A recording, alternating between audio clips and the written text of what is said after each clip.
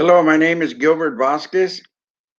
I am talking to you today about suicide, addiction, and suicide.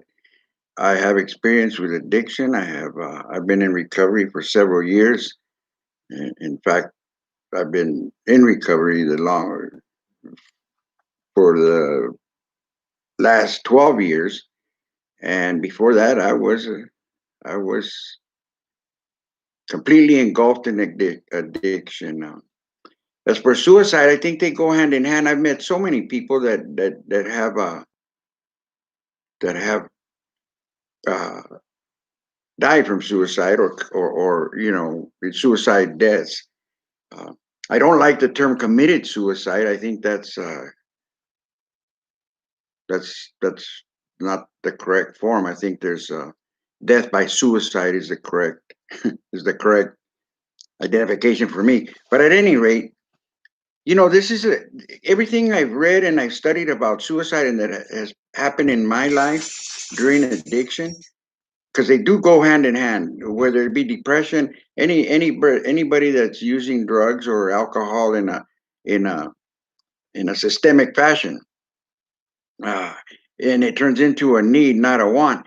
Anybody that is there will have feelings of suicide, will have a huge amount of depression uh, in and out of their lives.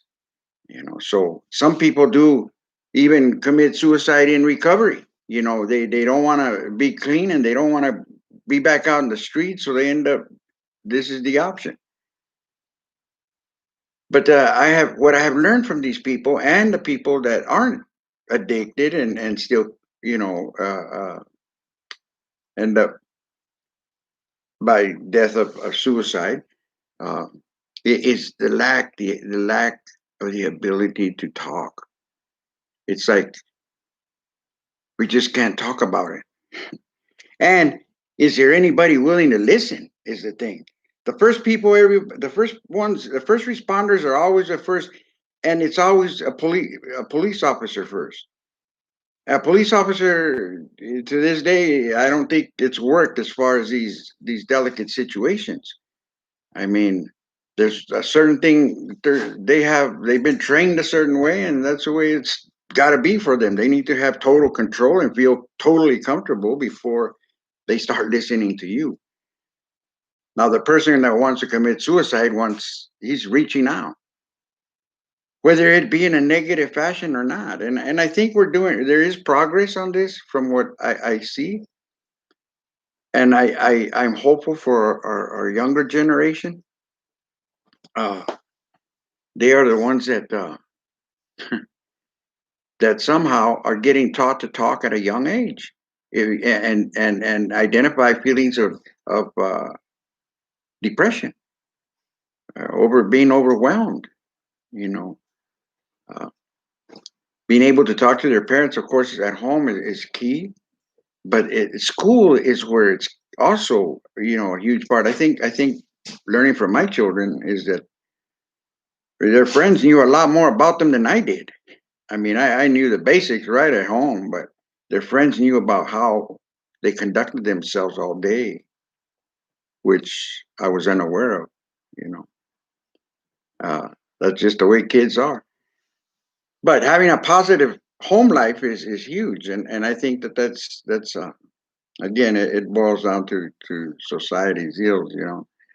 But I know that having a place to talk and having a first responder that's willing to listen instead of demand, or having the proper people attend in these situations.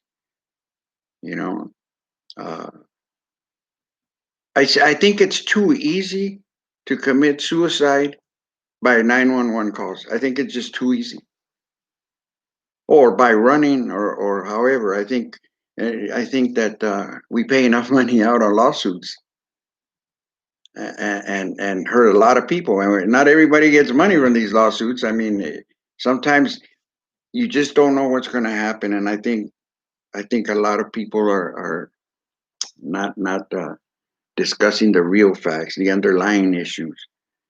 So anybody does, being there to listen to whoever wants to talk about this is key.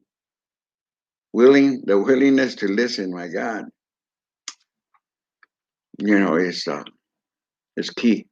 Thank you.